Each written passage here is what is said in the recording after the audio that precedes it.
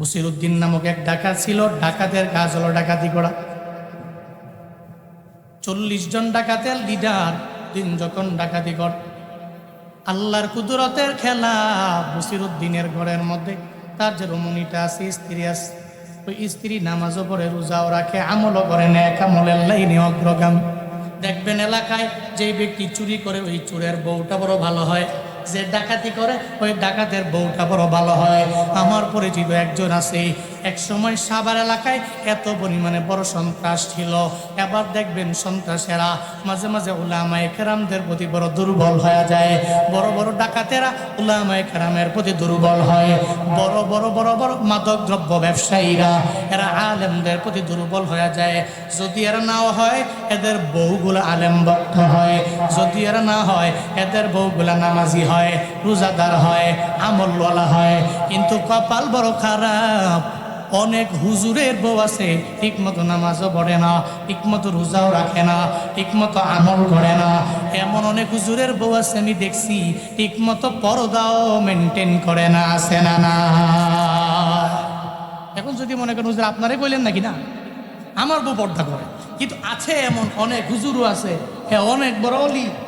বাংলাদেশের এক প্রখ্যাত, এক সময়ের সবচেয়ে বেশি নাম করা ওয়াইজ, নাম বললে এক নামে সবাই চিনবে, জন্য বলবো না। ওনার ওয়াইফ মার্কেটে ঘুরে ফেস দেখায় মার্কেট পড়ে। নাউজুবিল্লাহ পড়বেন না, নাউজুবিল্লাহ পড়বেন না, আছে। কিন্তু ডাকাতের বউ, ডাকাত হওয়ার পরেও বসিরউদ্দিনের বউ বড় নামাজি, বড় আল্লাহ। 12 বার স্বামীরে বলে, স্বামীরে পশ্চিমকালেও আর ডাকাতির জন্য যাওয়া যাবে না। স্বামীরে তোমার পা যদি ধরতে বলো, আমি তোমার পায়ে ধরে জানায়া দেই, আমার বেশি খাওয়া লাগবে না, আমার বেশি প্রয়োজন নাই। এক বেলার খাবার আনবা, আর এক বেলা না খাইতে পারলে ধৈর্য ধারণ করব, আমার নবীর গুণে গুণান্বিত হয়ে যাব। ও স্বামীরে ডাকাতি করবা না, চুরি করবা না। দেখবেন মাঝে মাঝে আপনারা যদি সুদি লেনদেন করেন অথবা মানুষের উপর জুলুম করেন, ঘরের মধ্যে যাওয়ার পরে আপনার বউ আপনারে জানায়া দিবে, ও স্বামী আমার, মানুষের উপর জুলুম করে টাকা দিয়া লাভ নাই। মানুষের উপরে বারবার অন্যায় করার মাধ্যমে এদের থেকে টাকা পয়সা আইনাও কোনো লাভ হবে না। দেখবেন বিবিরা এস বিষয়ে অনেক সময় অগ্রগামী হয়ে থাকে। ওই বিবি যদি নামাজি হয়, ওই বিবি যদি আল্লাহওয়ালা হয়, আপনারে বিভিন্ন অন্যায় কাজ থেকে ফিরাইয়া রাখবে রে বাবা। বসিরউদ্দিনের স্ত্রী বলে, বসিরউদ্দিন তোমার ডাকাতি করা লাগবে না, বরং তুমি ভালো কাজ করবা, অন্যায় করবা না, মানুষের উপর জুলুম করা যাবে না। যদি এক মুঠা ভাত এনে দাও, আমি এক বেলা খাইতে পারবো, আর এক বেলা না পাইলে আমি তোমারে বলবো না কেন আমারে দাও না। আর এক বেলা না পাইলে আল্লাহর উপরে তাওয়াক্কুল করে অগ্রগামী হয়ে যাব। বসিরউদ্দিনের বউ বারবার এটা বলে। বসিরউদ্দিন এক কান দিয়া ঢুকায় আর এক কান দিয়া বের করে দেয়, স্ত্রীর কথা মানতে রাজি হয় না। একদিন 40 জন লিডার আইসা বলে, ও লিডার, আপনি তো আমাদের বড় নেতা, আমরা আপনার সামনে হাজির হয়ে গেলাম, চলেন না আজকে এমন এক বাড়িতে ডাকাতি করার জন্য যাব, যেই বাড়িতে ডাকাতি করতে পারলে সারা জীবন বসে বসে বসে বসে খাওয়া যাবে। ও লিডার চলেন, দেরি করা যাবে না। সন্ধান পেয়ে গেছি এমন বড় লোকের বাড়িতে ঢুকবো, সেই বড় লোকের বাড়িতে ঢুকতে পারলেই তো কামিয়াব পাওয়া যাবে। এবার সঙ্গে সঙ্গে বসিরউদ্দিন নিজেও রওনা হয়ে গেল 40 জন ডাকাতের সবগুলারে নিয়া। একটা পর্যায়ে বড় একটা জঙ্গলের মধ্যে যখন ঢুকে গেল, ওই জঙ্গলের মধ্যে ঢুকার পরে বসিরউদ্দিন মনে মনে ভাবে, হায় রে, আজকে তো বড় লোক হয়ে যাব, আজকে তো কোটিপতি হয়ে যাব, আর ডাকাতি করা লাগবে না। নিজের মনে মনে ডাকাতি চিন্তা ভাবনা। হঠাৎ জঙ্গলের গহীনে যাওয়ার পর হঠাৎ করে বসিরউদ্দিনের কানে ভেসে আসে, রে কে যেন চোখের পানি ফালায়া গুনগুনায়া গুনগুনায়া গুনগুনায়া কান্দে। বসিরউদ্দিন চিন্তা করে, এই গভীর গহীন জঙ্গলের ভিতরে গভীর রাতে কে চোখের পানি ফালায়া কান্দে, তারে আমার দেখা লাগবে, তারে আমার বের করা লাগবে। বসিরউদ্দিন ডেকে বলে, এই আমার লোকেরা দাঁড়াও, কে যেন চোখের পানি ফালায়া ফালায়া কান্দে, আমি তাকে খুঁজে খুঁজে বের করা লাগবে। বসিরউদ্দিন দৌড়ে যায় গহীন জঙ্গলের মধ্যে একা একা। আল্লাহ যে কেমনে হেদায়াত দিবে রে বান্দা, একটু মনোযোগের কান লাগায় বান্দা শুনে যাও। এক একটা সত্যবাদীদের একটা ভালো মানুষের সংস্পর্শে গেলে ভালো হয়ে যায় কেমন করে। ও বান্দারে শুনে যাও। বসিরউদ্দিন রওয়ানা, বসিরউদ্দিন যায় দেখে গহীন জঙ্গলের ভিতরে একটা মসজিদ দেখা যায়। বসিরউদ্দিন মসজিদের ভিতরে ঢুকলো, নিজে ডুইকা একটা কোণার মধ্যে দাঁড়ায়া দেখে রে একটা ছোট্ট মাদ্রাসার ছাত্র চোখের পানি ফেলায় আল্লাহর দরবারে কান্দে। আল্লাহকে বলে, ও মালিক, এই দুনিয়াতে আমার মা নাই, এই দুনিয়াতে আমার বাবা নাই রে আল্লাহ। তুমি ছোটবেলায়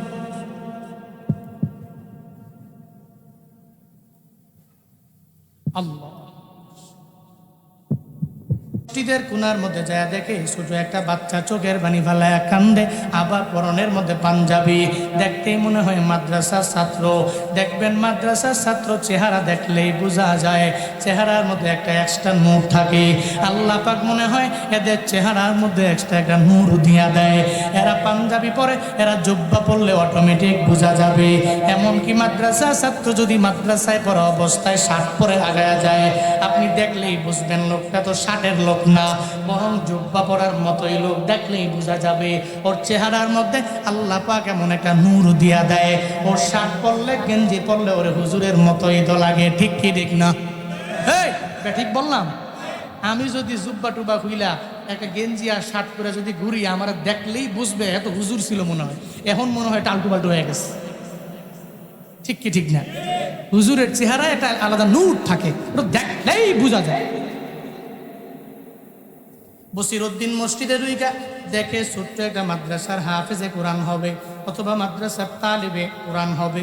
একজন তালিবে এলেম ওই জায়গায় চোখের পানি ফালায়া ফালায়া কান্দে আর আল্লাহর দরবারে বলতেছে, রে আল্লাহ, আমি বড় গরিব, আমি বড় অসহায়, এই দুনিয়াতে আমার মা নাই, আমার বাবা নাই।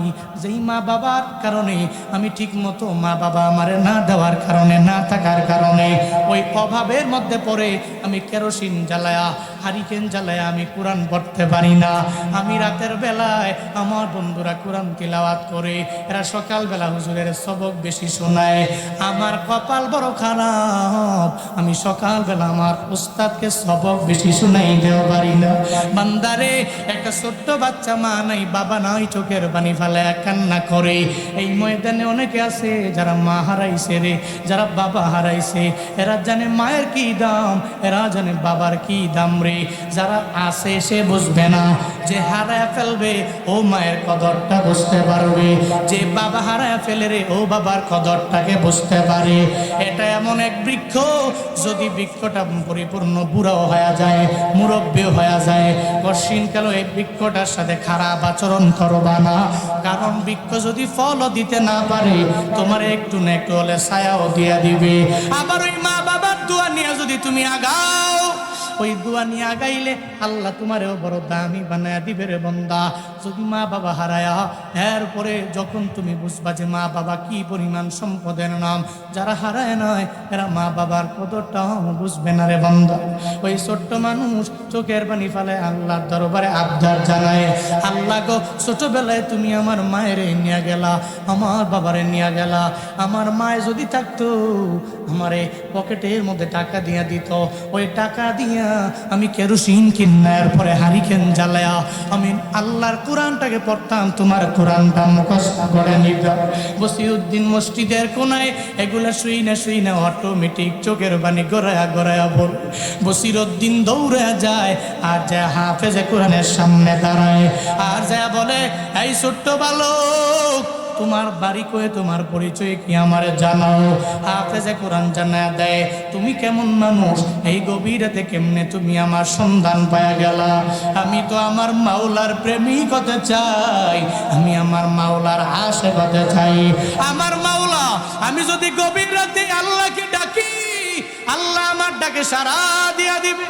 আল্লাহ যদি সাড়া দেয়, তাহলে আমার মাওলা আমার জন্য আমি যা চাই সব আমার মাওলা ম্যানেজ করে দিবে রে।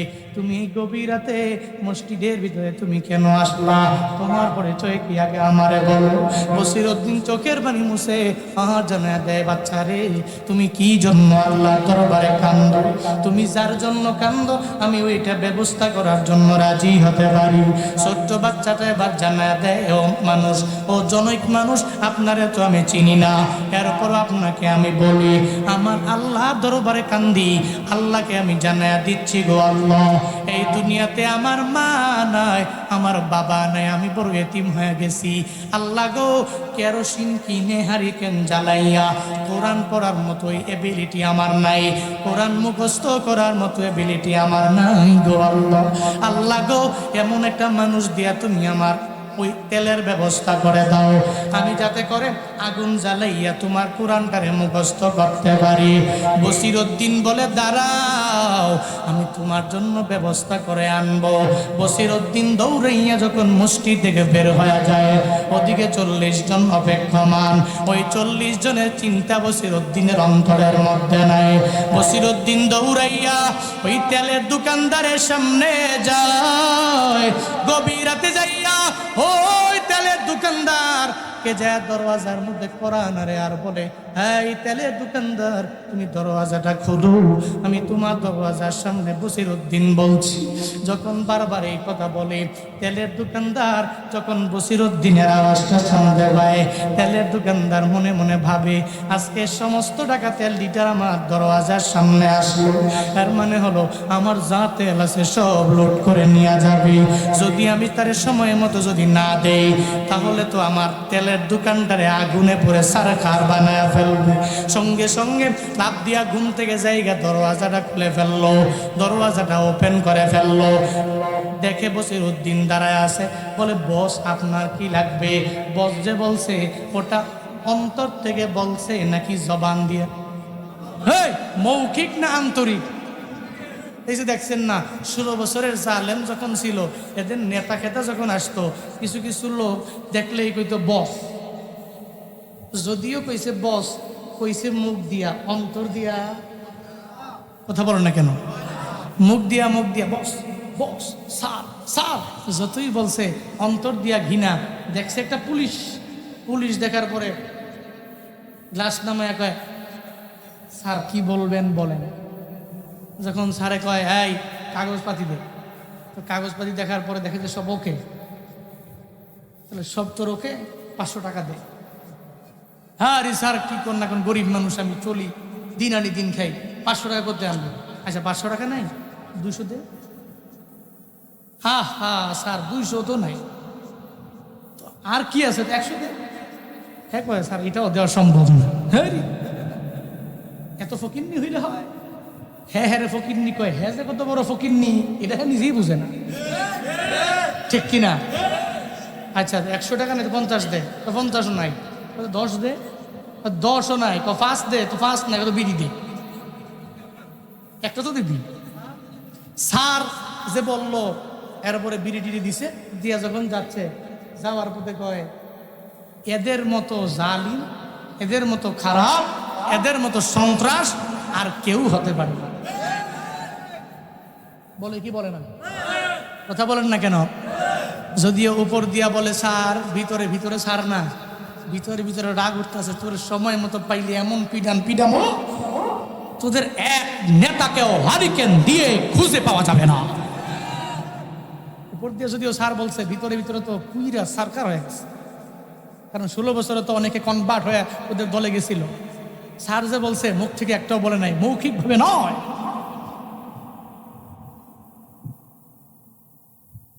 উপর দিয়া বলে, বস কি লাগবে? বসিরউদ্দিন কয়, যদিও বস কয়, মনে মনে তো আছে আপনি এবার বস। তেলের দোকানদার বসিরউদ্দিন জানায়া দিল, বস কি লাগবে বলেন না, আপনার যা লাগবে সব আমি দেওয়ার জন্য রাজি আছি। বসিরউদ্দিন ডেকে বলে, এই তেলের দোকানদার, আমার কিছু লাগবে না, একটা তেলের কুন্টি তুমি আমারে দাও, দাম যা লাগবে নিয়ে যাও। সুবহানাল্লাহ, বাড়ি যায় কেন? আরো জোরে আল্লাহু আকবার। কি বলে? এই তেলের দোকানদার, আমার কিছু দেওয়া লাগবে না, বরং তুমি আমার একটা তেলের কন্টিন দাও, কত দাম আসে ওই দামটা হিসাব করে নিয়ে যাও।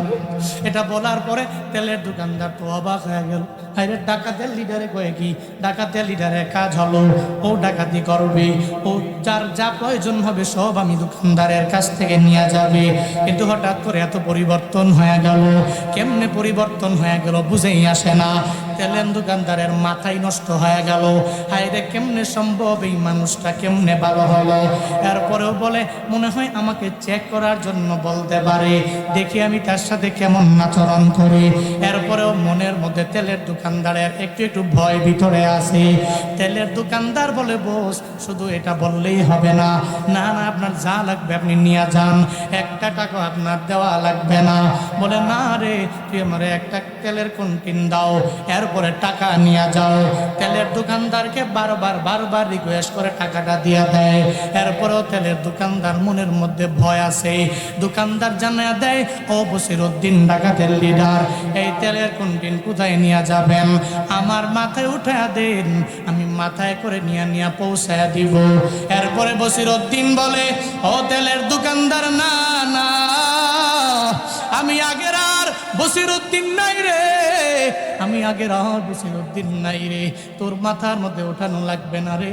কিসের প্রেমে যেন আমি পড়ে গেছি রে, কিসের প্রেমে যেন আমি পড়ে গেছি রে, তোর মাথায় না উঠাইয়া এই তেলের কন্টিনটা আমি বসিরউদ্দিনের মাথার মধ্যে উঠাইয়া দাও, আমি নিজে বুঝাই করে এরপরে মালটাকে নিয়ে আমি রওনা হয়ে যাব। এমন এক জায়গার প্রেমে আমি পড়ে গেছি। এরপরে তেলের দোকানদার অবাক হইয়া আর দেরি করে নাই, ওই তেলের কন্টিনটা বসিরউদ্দিনের মাথায় উঠাইয়া দিল। বসিরউদ্দিন তেলের কন্টিন মাথায় লয়া ওই গভীর জঙ্গলে মসজিদের ভিতরে ঢুকে যায়। মসজিদের ভিতরে যায় দেখে ওই ছোট্ট বাচ্চাটা আমার মাওলার দরবারে দোয়া করে, ও দয়ার মালিক আমাকে বাঁচানোর জন্য, আমার কোরআন তিলাওয়াত মুখস্থ করার জন্য যেই ব্যক্তিটা তো গভীর রাতে আমার সামনে আসলো, আমাকে তেল কেনার জন্য দৌড়ে গেল, আমাকে তেল দিবে, ওই তেল দিয়ে আমি কোরআনটাকে মুখস্থ করে নিব, এই চিন্তা নিয়ে যে ব্যক্তিটা দৌড়ে গেল, আল্লাহ গো তুমি তারে হেদায়াত দাও, হেদায়াত নামক দৌলত দিয়া দাও। যখন আল্লাহর দরবারে ছোট্ট বাচ্চাটা রবের দরবারে দোয়া করে, ওই দোয়াটা আমার মাওলার দরবারে কবুল হয়ে গেছে। একটা ভালো মানুষের সংস্পর্শে আসার পরে বসিরউদ্দিন এবার যখন কন্টিন নিয়ে রবানা, এবার কন্টিনটা নিয়ে আইসা ওই মসজিদের ভিতরে ঢুইকা জানায়া দেয়, বাচ্চারে ধরো ধরো, এই এক কন্টিন তেল আমি তোমারে দিয়া দিলাম, তোমার কাছে রাখবা এবং তোমার বন্ধু বান্ধবদেরকেও দিয়া দিবা, তুমিও পড়বা, তোমার বন্ধু বান্ধবেরাও পড়বে, আর আমি বসিরউদ্দিনের জন্য আল্লাহর দরবারে দোয়া করবা, আল্লাহ পাক যেন আমার হিদায়াত নামক দৌলত দেয়, আল্লাহ যাতে করে আমার একজন মুখলিস বান্দা বানায় নেয়। তুমি আমার জন্য মন থেকে আল্লাহর দরবারে দোয়া করবা। ওদিকে বসিরউদ্দিনের স্ত্রী চোখের পানি ফালায় আল্লাহর দরবারে কান্দে, আল্লাহ গো আমার স্বামীরে কোনো সিলাই তুমি হিদায়াত দিয়া দাও। ওদিকে ছোট্ট হাফেজে কোরআন আমার মাওলার দরবারে কান্দে, আল্লাহ গো এই বিপদ থেকে উত্তরণের জন্য তোমার এই বান্দা আমাকে এক কন্টিন তেল আমারে দিয়া দিল, তুমি তার হিদায়াত নামক দৌলত দিয়া দাও। ওই ছোট্ট বাচ্চার দোয়াও কবুল হয়ে গেল, তার সংস্পর্শে আইসা এত পরিমাণে পরিবর্তন হয়ে গেছে। বসিরউদ্দিন এবার কয় বিদায় দাও, তোমার সাথে হয়তো জীবনে আবার আমার দেখা হয়ে যেতে পারে। বসিরউদ্দিন যখন যায়, ওদিকে 40 জন ডাকাত বসিরউদ্দিনের জন্য অপেক্ষমান। ওই 40 জন ডাকাতের দল বলেরা বসিরউদ্দিন যাওয়ার পরে কয়, লিডার গো যদি রাত পোহায়া যায় তাহলে তো আর বড় লোকের বাড়ি যাওয়া যাবে না, দারোয়ানদের ঘুমও ভাঙ্গানো যাবে না, এরা কশ্চিনকালেও আমাদেরকে ঢুকতেও দিবে না, তাহলে জীবনের সবচেয়ে বড় ডাকাতি আর বড় লোকের বাড়ি দেখতে পারবো না, চলেন চলেন দেরি করা যাবে না, রাত পোহায়া যাবে।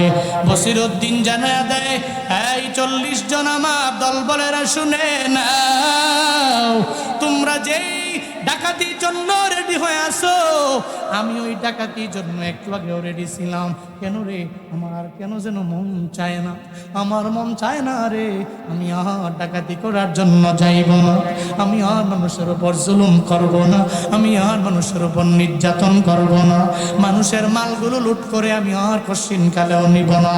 আল্লাহ যদি আমার এক বেলা খাওয়ায় আমি আলহামদুলিল্লাহ পড়ব, আল্লাহ যদি আমার না দেয় এরপরে আমি নিজের পরিপূর্ণ সবির বানায় নিব। এরা সবাই বসিরউদ্দিনের সঙ্গে মিলাইয়া সবগুলো ডাকাত সবগুলো ওলি হয়ে গেল। এই কুদরত দুনিয়ার কারণ না, এই কুদরত একজনের, চিল্লায়া বলো তার না।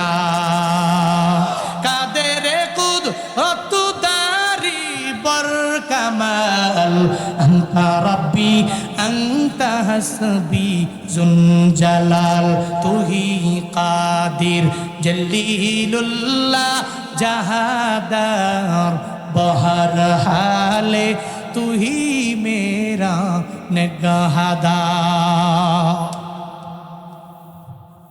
বসিরউদ্দিন ওলি হয়ে গেল। হাসান বসরি জমানার ঘটনা। হাসান বসরির কাছে দৌড়ে যায়, এরপরে হাসান বসরি জানা দেয়, আমি স্বপ্নে দেখছি রে বসিরউদ্দিন আমার মাওলার ওলি হয়ে গেছে। সুবহানাল্লাহ পড়বেন না? ভালো মানুষের সঙ্গে যাইও, চলিও। যারা ভালো মানুষের সঙ্গে চলবে তাদের একটা সংস্পর্শে কোনো একটা দোয়ার বদৌলতে ওই বান্দাও ভালো হয়ে যাবে।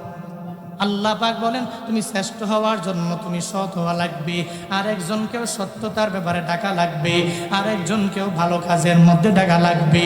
কশিনকালেও অন্যায় কোনো পথের মধ্যে যাওয়া যাবে না। নিজের সৎ বানায় নাও। 1 নম্বরে সৎ কাজের আদেশ করব, 2 নম্বরে অসৎ কাজে মানুষকে বাধা প্রদান করব। দেখবেন বাধা প্রদান করতে গেলে আপনার উপরে জুলুম আসতে পারে, নির্যাতন আসতে পারে।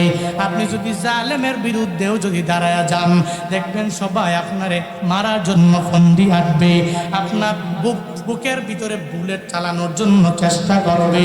কিন্তু এই বুলেটের ভয় পাওয়া যাবে না, এই বোমাকেও ভয় পাওয়া যাবে না। আমার ফিলিস্তিনি মুসলমানেরা বোমারে ভয় পায়, ভয় পায়, এরা গুলিরে ভয় করে, ভয় করে।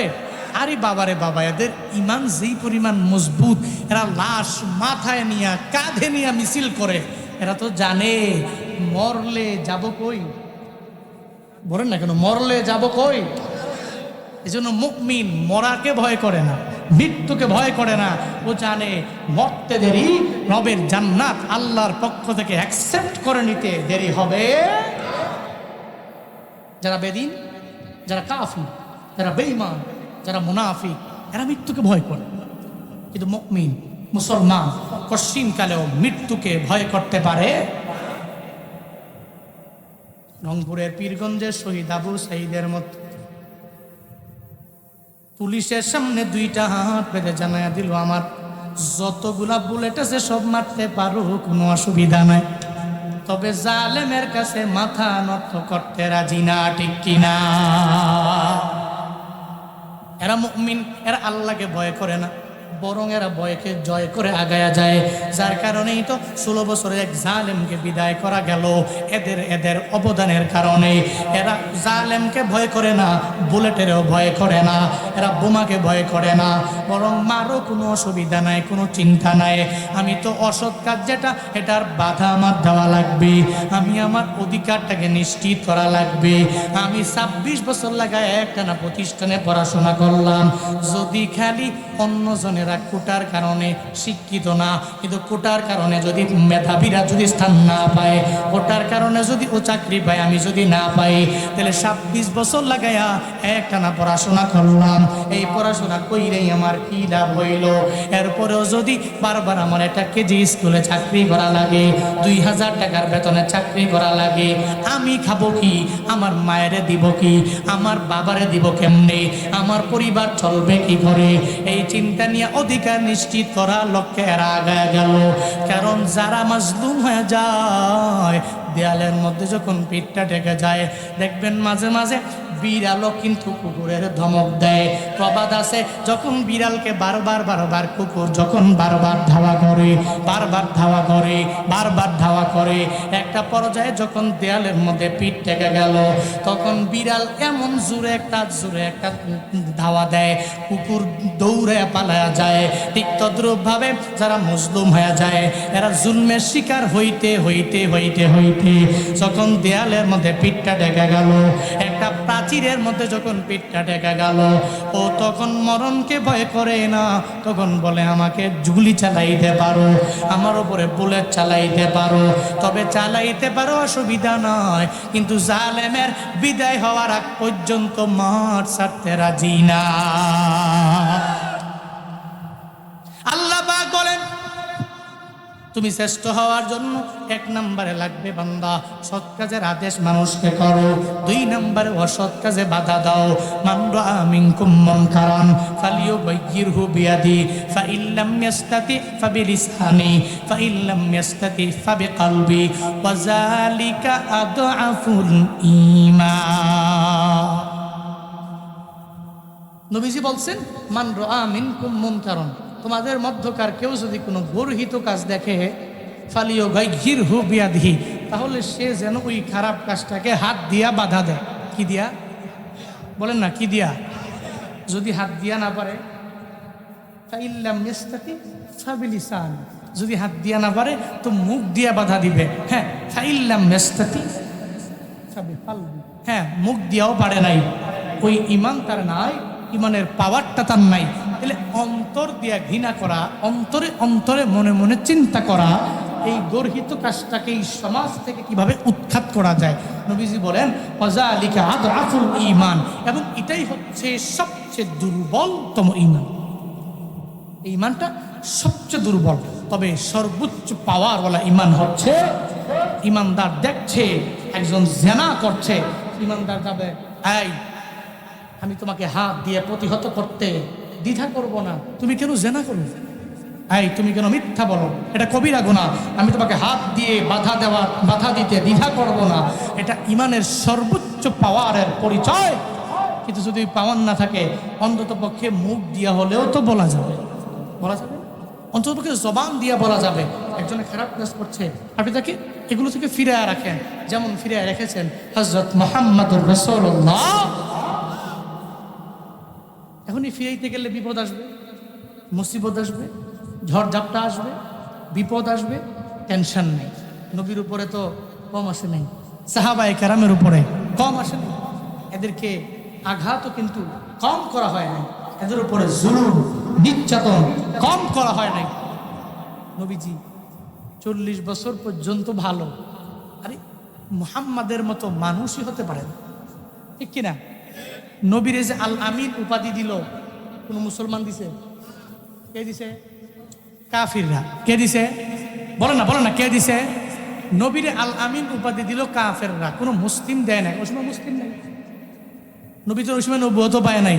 40 বছরের আগেই ওই সময় কাফেররা কয়, মুহাম্মদ তার মতো আমিন, তার মতো আমানতদার এই দুনিয়াতে কেউ হতে পারে। সুবহানাল্লাহ পড়েন না? তার মতো আমিন হতে পারে না, তার মতো সিদ্দিক কেউ হতে পারে না, সত্যবাদী সে। কিন্তু 40 বছর পরে যখন আল্লাহ বললেন 43 বছর বয়সে প্রকাশ্যে দ্বীনের দাওয়াত দেওয়ার জন্য, ও আনজির আশীরাতাকাল আকরাবিন, আপনার নিকটবর্তী যারা আছে এদের সবাইকে ডাকেন, এদেরকে সতর্কের বাণীগুলো শোনান। যখন নবীকে আল্লাহ পাক আদেশ দিলেন, নবী ফারানের পাদদেশে গিয়ে সমস্ত কুরাইশদের বড় বড় লিডারদেরকে ডাকলেন, আসো, কথা আছে তোমাদের সাথে। আরে মুহাম্মদ বলবে, অবশ্যই কোনো ভালো কথাই তো বলবে, কারণ সে তো আল আমিন, সে তো ভালো মানুষ, সে তো মিথ্যা বলতে পারে না, সে তো সত্য বলে। ফারান নামক পাদদেশের মধ্যে নবী নেওয়ার পরে এদেরকে জানায় দেয়, হ্যাঁ এই কুরাইশের বড় নেতারা, আমি যদি তোমাদেরকে বলি এই পাহাড়ের উপরে একটা বাঘ আছে, ওই বাঘটা তোমাদেরকে খেয়ে ফেলবে, বিশ্বাস করবা কি করবা না? সঙ্গে সঙ্গে কুরাইশের সব নেতারা এক ঝাঁকে বলে উঠলো, মোহাম্মদ তুমি তোমার জিন্দেগিতে কোনো মিথ্যা বলতে পারো না, তোমার কথা অবশ্যই সত্য হবে, তুমি যেটা বলবা এটাই আমরা মানতে রাজি আছি, অবশ্যই তুমি মিথ্যার আশ্রয় নিতে পারো না মোহাম্মদ। এবার নবী সঙ্গে সঙ্গে জানায়া দেয়, ও কুরাইশের লোকেরা, এখন যদি আমি তোমাদেরকে বলি কুলু লা ইলাহা ইল্লাল্লাহ, তোমরা সবাই বলো আল্লাহ ছাড়া কোনো ইলাহ নাই, আল্লাহ ছাড়া কোনো মাবুদ নাই, আল্লাহ ছাড়া ইবাদত পাওয়ার যোগ্য আর কেউ নাই। There is none worthy of worship beside Allah. Muhammad sallallahu alayhi wa sallam is the messenger of Allah. আল্লাহ ছাড়া কোনো ইলাহ নাই।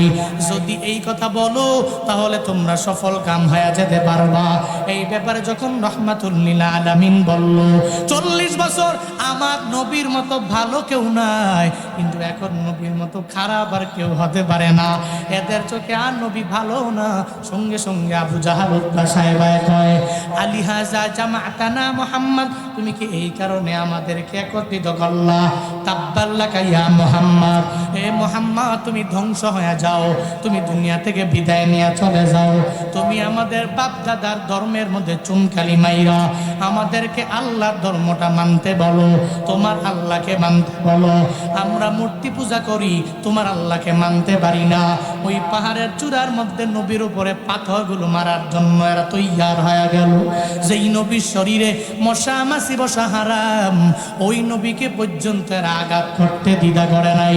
ও বান্দারা, তাহলে তো তুমি আমি তো নবী না, আমি আর তুমি তো নবীর ওয়ারিস, আমি আর তুমি তো নবীর উম্মত। আমিও যদি হকের ব্যাপারে বলি আমার উপরে বিপদ আসবে, আমার উপরে মুসিবত আসবে, আমি একটা বড় বিপদের মধ্যে পড়ে যেতে পারি। চিন্তা নয়, কারণ আল্লাহ পাক বলছে শ্রেষ্ঠ হওয়ার জন্য কেউ যদি খারাপ কাজ করে, ওই খারাপ কাজের কোশ্চিন কেলেও তুমি নিজে নিজে দেখার পরেও সাপোর্ট না দিয়া ওইটাকে তুমি বাধা দাও। আল্লাহ বলেন শ্রেষ্ঠ হওয়া যাবে। অতুমিনুনা বিল্লাহ, 3 নম্বরে শ্রেষ্ঠ হওয়ার জন্য লাগবে ঈমান। এবার যদি কারো ঈমানই না থাকে, ও যদি কাজের আদেশ দেয় তাহলে ও শ্রেষ্ঠ হতে পারে না। কারো যদি ঈমানই না থাকে, ও যদি অসৎ কাজের বাধা দেয়, ও কশিন কালেও তো শ্রেষ্ঠ হতে পারবে না। এজন্য শ্রেষ্ঠ হওয়ার জন্য ঈমান লাগবে কি লাগবে না? লাগবে নি। একজন হিন্দু যদি সৎ কাজের আদেশ দেও দামি হতে পারে না।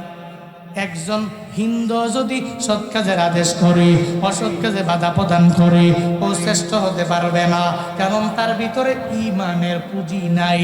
যার ভিতরে ঈমান নাই, ও দামি হতে পারবে না। এই জন্য আজকের এই মাহফিল থেকে তালিম নিয়ে যাও রে বাবা। যতদিন দুনিয়ায় বাঁচবা, এই 3টা গুণে পরিপূর্ণ নিজের গুণান্বিত বানায় নাও। এই 3টা গুণ নিয়ে অগ্রগামী হয়ে যাও। যারা যুবকেরা অনেক পরিমাণে মহাব্বত করেন, যারা ভালোবাসেন, যারা হুজুর রাতের বেলা আপনার বয়ান শুই না ঘুমায়া যায়, শুধু হুজুরের বয়ান শুনলেই তো হবে না রে বাবা, বরং বয়ান শুই না বাস্তব জীবনে আমল করা লাগবে। নিজের সম্মানী বানানোর জন্য 3টা গুণে নিজের পরিপূর্ণ গুণান্বিত বানানো লাগবে। চলার পথে চিন্তা হবে যে কোনো সময় আমার মরণ হতে পারে, যে কোনো টাইমে আমার মরণ হতে পারে। আমি যুবক হয়েছি, বৃদ্ধ হয়ে গেলে আমার মরণ হবে। এই চিন্তা কশ্চিন কালে অন্তরের মধ্যে আনা যাবে। এই চিন্তা থাকবে ভিতরে যে বৃদ্ধ হলে মরণ হবে, এর আগে মরণ হবে না। এই চিন্তা আনা যাবে কশ্চিন কালেও কোনো ব্যক্তি, কোনো যুবক, কোনো মুসলিম এই চিন্তা অন্তরে আনতে পারে। এই যে আজকেও তো ফেসবুকের মধ্যে দেখলাম মরণের কথা। এমন কোন দিন আছে আমারে দেখাও যেই দিনে একটা অ্যাক্সিডেন্টের খবর নাই রে বাবা। প্রায় জায়গায় বাইকে বেশি অ্যাক্সিডেন্ট হয়ে যায়। যুবকেরা বাইকে দৌড়ায়, এরপরে হঠাৎ করে একটা ট্রাকে লাগাইয়া দিল, ট্রাক চাপায় যুবক সঙ্গে সঙ্গে দুনিয়া থেকে বিদায় নিন। আজকেও তো দেখলাম ময়মনসিংহ, ঢাকা ময়মনসিংহ যে হাইওয়ে, ওই হাইওয়েতে ভালুকা বাস স্ট্যান্ড আছে। ওই বাস স্ট্যান্ডের পরে একজন ভাই আর একজন বোন, আপন ভাই বোন যখন বাইক নিয়ে রওনা হয়ে গেল, হয়তো কোথায় রওনা হয়ে গেছে, আপন ভাই বোন রওনা, ট্রাক পিছনে এসে মাইরা দিল, বোনটা চক্কর খায়া বাইক থেকে রাস্তার মধ্যে পড়ে গেল। একটা ট্রাক আইসা ওই বোনটার উপর দিয়েই চলে গেল। সঙ্গে সঙ্গে বোনটা দুনিয়া থেকে বিদায় নিয়ে চলে গেল রে বাবা। ভাইটা পাশে বৈশা চোখের পানি ফালায়া ফালায়া ফালায়া ফালায়া কান্দে। বোনটাকে নিয়ে রওনা, দুইজন ভাই বোন রওনা। যাওয়ার পথে বোন নাই, ভাই সুন্দর করে বাড়িতে হেঁটে চলে গেল। ও আল্লাহর বান্দারা, এরপরেও তো এই ঘটনা দেখে আমি শিক্ষা নিতে পারলাম না, আমরাও শিক্ষা নিতে পারলাম না। এরপরেও কি পরিমাণে অহংকার তোমার, এরপরেও কি পরিমাণে পাওয়ার, এরপরেও তুমি কি পরিমাণে শক্তি নিয়ে নিয়ে বান্দা তুমি দূরে যাও। এরপরেও মানুষের মানুষ মনে করো না, ওলামায়ে কেরামকে হুজুর মনে করে সম্মান করো না। এরপরেও তুমি বাইক নিয়ে এত পরিমাণে দৌড়াও। ও বান্দারা, আজকের এই মাহফিল থেকে তালিম নিয়ে বাড়িতে যাও। যতদিন দুনিয়ায় বাঁচবো আমি এই চিন্তা নিয়ে চলবো, যে কোনো টাইমে আমার মরণ হতে পারে, যে কোনো সময় আমার মরণ হবে। আমি আমার নিজের শ্রেষ্ঠ বানাবো, যাতে আমার মরণের পরে মানুষ হাসির রিয়েক্ট না দেয়, যাতে আমার মরণের পরে মানুষ খবর পাওয়ার পরে অন্তত এক ফোঁটা চোখের পানি ফালাইয়া রবের কাছে দোয়া করতে পারে। এমন জীবন তুমি করিও গঠন, মরিলে হাসিবে তুমি কাঁদিবে ভুবন। এমন জীবন তুমি করিও না গঠন, মরিলে হাসিবে তুমি কাঁদিবে ভুবন। এমন জীবন গঠন করিও না, তুমি কাঁদবা দুনিয়ার মানুষ হাসবে, এমন জীবন গঠন করা যাবে না রে বাবা। আজকের এই মাহফিল থেকে তালিম নিয়ে নিয়ে আগে যাও। হুজুর বয়ান করেছে, শ্রেষ্ঠ জাতি আমরা, সম্মানী আমরা, মৃত্যু পর্যন্ত বজায় রাখার জন্য তিনটা গুণে গুণান্বিত হব। এক নম্বরে তা'মুরুনা বিল মা'রুফ, দুই নম্বরে তানহাউনা আনিল মুনকার, তিন নম্বরে তুমিনুনা বিল্লাহ। এক নম্বরে সৎ কাজের আদেশ করব, দুই নম্বরে অসৎ কাজে বাধা দিব, তিন নম্বরে এক আল্লাহর প্রতি ঈমানটাকে পরিপূর্ণ দৃঢ় করে নিব। এই তিনটা গুণে নিজের গুণান্বিত বানাইয়া দামি যারা হতে চাও, দুইটা হাত তুলে আমার আল্লাহকে দেখাও। ও দয়ার মালিক, কুদরতের নজর দিয়া তাকায়া দেখেন আল্লাহ, এই ময়দানে আপনার বান্দারা হাত উঁচু করলো। আয় আল্লাহ, আমরা সবাই তিনটা গুণে গুণান্বিত হতে চাই। আল্লাহ গো, সৎ কাজের আদেশ দেওয়ার তৌফিক তুমি দিয়া দাও, অসৎ কাজে বাধা দেওয়ার মতো তৌফিক তুমি দিয়া দাও। ও দয়ার মালিক, আল্লাহ গো, তোমার প্রতি পরিপূর্ণ ঈমান ইয়াকিন বিশ্বাস রাখার মতো তৌফিক দাও। সকলে পড়ি আমিন।